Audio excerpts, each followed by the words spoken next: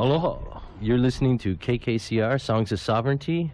Next, we're going to go ahead and play Casey and her State of Miseducation. I believe this is part 5 or 6 of a series that involved the historical accounts of Captain Cook in his arrival here in Hawaii. And if you got any questions or comments, please call in to 826-7771. State of Miseducation, bringing you our last segment in our series on James Cook. We covered a great many things, but we close today with the stories of the Makaʻainana, whose names have been lost to history, but whose stories provide us a glimpse into the past. I'll read some of my favorites found scattered throughout the journals. Here's one from Mr. Edgar. If you'll remember, Mr. Edgar is the one Aliʻipalea seized by the hair of his head. In late December of 78, he writes, "Saw 3 very large sharks about. The men and women swimming to and from the ship at the same time. About 11:30, a large shark attacked a man in the water.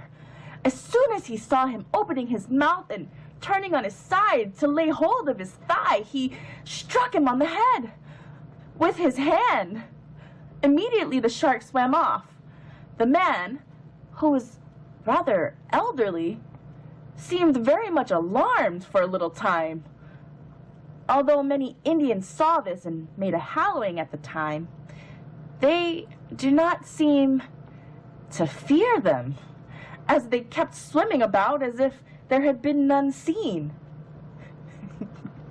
Here's another by Gilbert.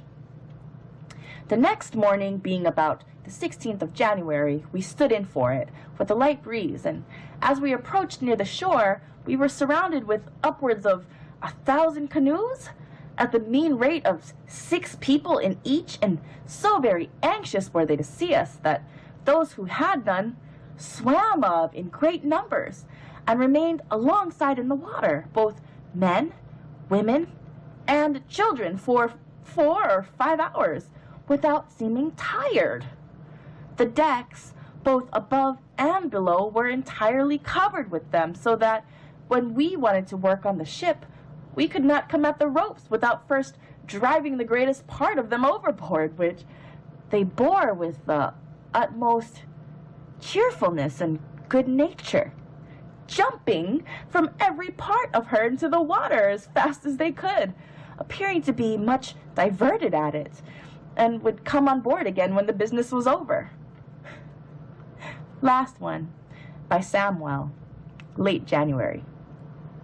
"As 2 or 3 of us were walking along the shore today, we saw a number of boys and young girls playing in the surf, which broke very high on the beaches as there was a great swell coming into the bay.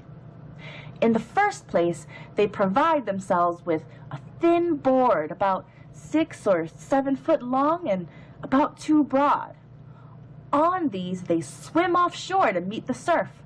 As soon as they see one coming, they get themselves in readiness and turn their sides to it.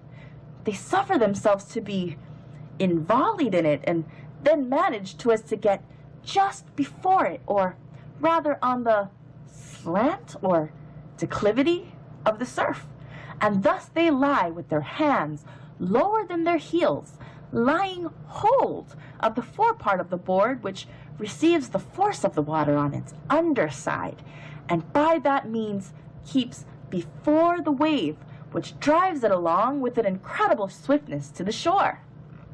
The motion is so rapid, for near the space of a stone's throw, that they seem to fly on the water, the flight of a bird being hardly quicker than theirs.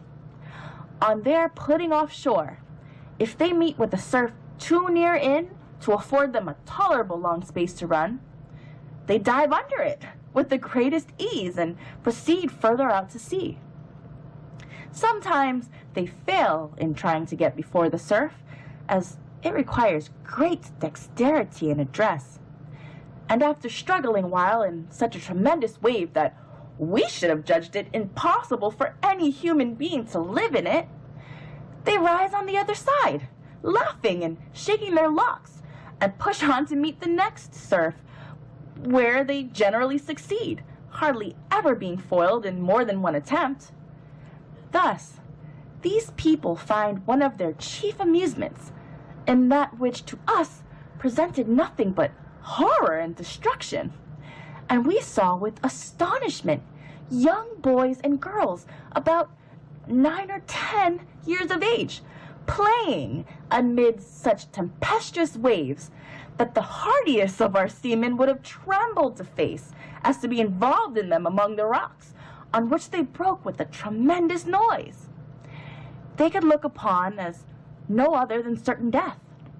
So, true it is that many seeming difficulties are easily overcome by dexterity and perseverance. Yes, those stories were wonderful to find, and I so enjoy sharing them here because mo'olelo like this show that although nearly 250 years have passed since then, at the heart of it, not so very much has changed. This has been Casey with State of Miseducation. Tune in next week. Let's keep it real, Hawaii.